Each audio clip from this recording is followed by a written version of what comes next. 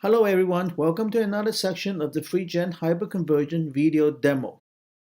What we have here is a two-node cluster, and cluster 1 and a cluster 2. The IP is 1.71 and 1.72, and you can see both of them right now is online.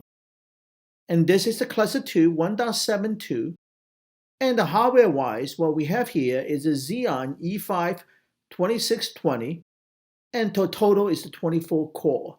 And for the memory-wise, it's a 64 gigabyte memory.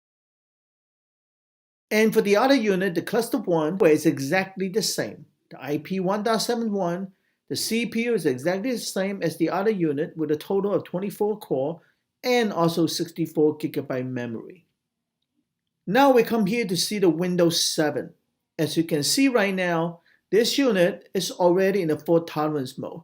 And we have two of them. We have a Windows 2012 running on the cluster 1 and the Windows 7 running on the cluster 2. And Windows 7 is fault tolerance mode. So now I'm going to boot it up. And I'm going to open up the FreeGen console and waiting for the Windows 7 to come up. Now you can see here the status. The fault tolerance is an asterisk. In order to have a total protection, you have to wait until there's a ready signal over here. Once this unit is ready, what it's telling you is that this particular server is going to be fully protected no matter what kind of accident that you're going to face. So you will continue to running even when the hardware, the entire unit shut down, you will migrate to the surviving node. Now let me log in to the Windows 7 as administrator. Our Windows 7 right now is up and running. What I'm going to do is that I'm going to open it up, Crystal Disk Mark, and start to run the Crystal Disk Mark, which is a standard performance benchmark. In here, I'm going to change it to basically run 9 times for each scenario and a total size 500 megabyte. I'm going to get it going now. I want to run this test a little while before we're doing a failover. The reason is that I want to make sure that the caching and the data is coming in, go to a saturated point before I do a failover. As you can see here, this unit is 1.214 for the Windows 7. What I'm going to do is that I'm going to start pinging that IP port. As we all know, as soon as the Windows 7 is running, this ping should be good. Now we get the ping going. At the same time, as you can see, the read performance right now is about 1000 megabytes per second.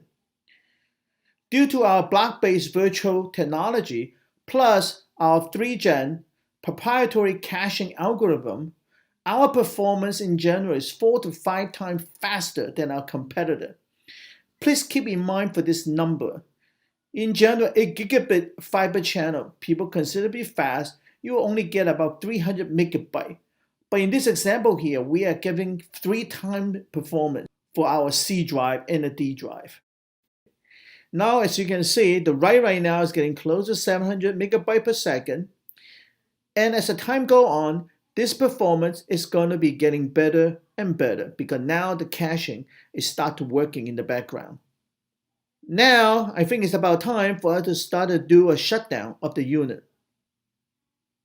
This is cluster 2 where the Windows 7 is running. I'm going to go ahead and do a reboot. I'm going to click OK. This is our 2012 and this is our Windows 7. Now as you can see, the ping is ongoing while the cluster 2 is shutting down. In the background, this unit right now is transferring to cluster 1. You see, the unit already going to cluster 1. It's already moved. You can see the status there. It's already in cluster 1. And the cluster 2 is leaving because we already do a reboot. See, now both units, both Windows 7, Windows 2012 are both running on the cluster 1, and the ping continue without any stoppage. This is our definition of fault tolerance mode. If you have any question or any interest in our product, please feel free to contact our local technical and sales support, and we are more than happy to discuss with you about our technology, why we are so much better than our competitor.